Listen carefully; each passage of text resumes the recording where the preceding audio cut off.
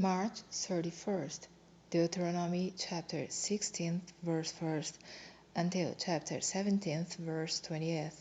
Observe the month of Abib, and keep the Passover unto the Lord thy God. For in the month of Abib the Lord thy God brought thee forth out of Egypt by night. Thou shalt therefore sacrifice the Passover unto the Lord thy God, of the flock and the herd, in the place which the Lord shall choose to place his name there. Thou shalt eat no leavened bread with it. 7 days shalt thou eat unleavened bread therewith, even the bread of affliction, for thou camest forth out of the land of Egypt in haste, that thou mayest remember the day when thou camest forth out of the land of Egypt all the days of thy life. And there shall be no leavened bread seen with thee in all thy coast 7 days, neither shall there any thing of the flesh which thou sacrificedst the first day at even, remain all night until the morning. Thou mayest not sacrifice the Passover within any of thy gates, which the Lord thy God giveth thee, but at the place which the Lord thy God shall choose to place his name in, there thou shalt sacrifice the Passover at even, at the going down of the sun, at the season that thou camest forth out of Egypt. And thou shalt roast and eat it in the place which the Lord thy God shall choose, and thou shalt turn in the morning, and go unto thy tents. 6 days thou shalt eat unleavened bread, and on the 7th day shall be a solemn assembly to the Lord thy God. Thou shalt do no work therein. 7 weeks shalt thou number unto thee. Begin to number the 7 weeks from such time as thou beginnest to put the sickle to the corn.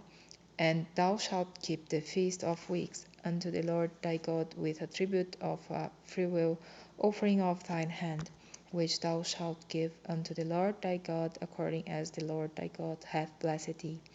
And thou shalt rejoice before the Lord thy God, thou and thy son, and thy daughter, and thy manservant, and thy maidservant, and the Levite that is within thy gates, and the stranger, and the fatherless, and the widow that are among you, in the place which the Lord thy God hath chosen to place his name there.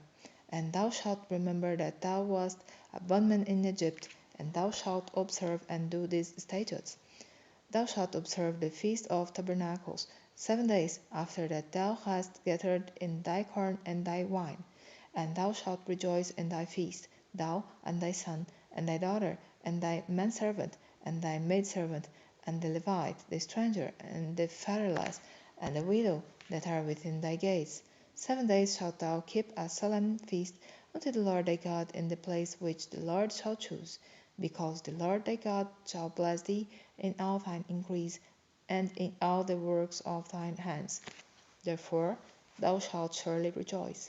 3 times in a year shall all thy males appear before the Lord thy God in the place which he shall choose, and the feast of unleavened bread, and in the feast of weeks, and in the feast of tabernacles, and they shall not appear before the Lord empty.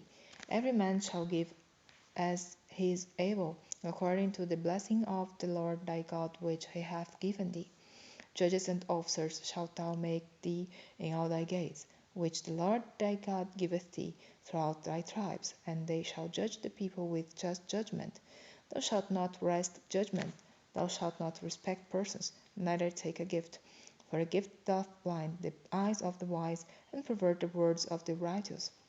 That which is altogether just shalt thou follow, that thou mayst live, and inherit the land which the Lord thy God giveth thee. Thou shalt not plant thee a grove of any trees near unto the altar of the Lord thy God, which thou shalt make thee, neither shalt thou set thee up any image which the Lord thy God hateth. Thou shalt not sacrifice unto the Lord thy God any bullock or sheep wherein is blemish, or any evil favoredness, for that is an abomination unto the Lord thy God.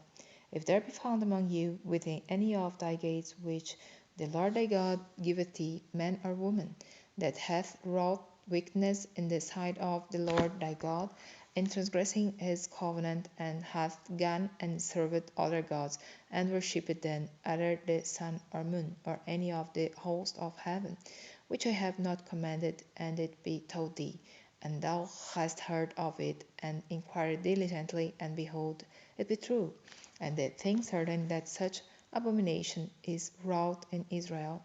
Then shalt thou bring forth that man or that woman which have committed that wicked thing unto thy gates, even that man or that woman, and shalt stone them with stones till they die. At the mouth of two witnesses or three witnesses shall he that is worthy of death be put to death, but at the mouth of one witness he shall not be put to death. The hands of the witnesses shall be first upon him to put him to death, and afterward the hands of all the people. So thou shalt put the evil away from among you.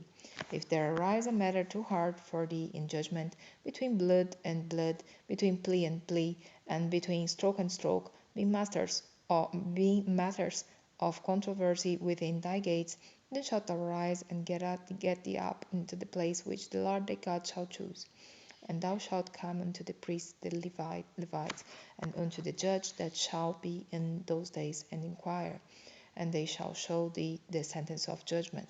And thou shalt do according to the sentence which they of that place which the Lord shall choose shall show thee. And thou shalt observe to do according to all that they inform thee, according to the sentence of the law which they shall teach thee, and according to the judgment which they shall tell thee. Thou shalt do. Thou shalt not decline from the sentence which they shall show thee, to the right hand nor to the left. And the man that will do presumptuously, and will not hearken unto the priest that standeth to minister there before the Lord thy God, or unto the judge, even that man shall die. And thou shalt put away the evil from Israel, and all the people shall hear and fear, and do no more presumptuously. When thou art come unto the land which the Lord thy God giveth thee, and shalt possess it, and shalt dwell therein, and shalt say, I will set a king over me, like as all the nations that are about me. Thou shalt in any wise set him king over thee, whom the Lord thy God shall choose. One from among thy brethren shalt thou set king over thee. Thou mayst not set a stranger over thee, which is not thy brother.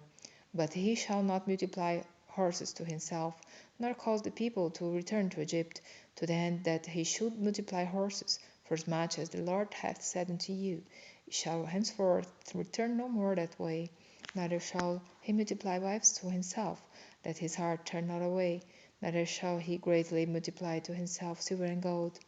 And it shall be, when he sitteth upon the throne of his kingdom, that he shall write him a copy of this law in a book out of that which is before the priests the Levites, and it shall be with him, and he shall read therein all the days of his life, that he may learn to fear the Lord his God, to keep all the words of this law and these statutes, to do them, that his heart be not lifted up above his brethren, and that he turn not aside from the commandment to the right hand or to the left, to the end that he may prolong his days in his kingdom, he and his children, and the midst of Israel.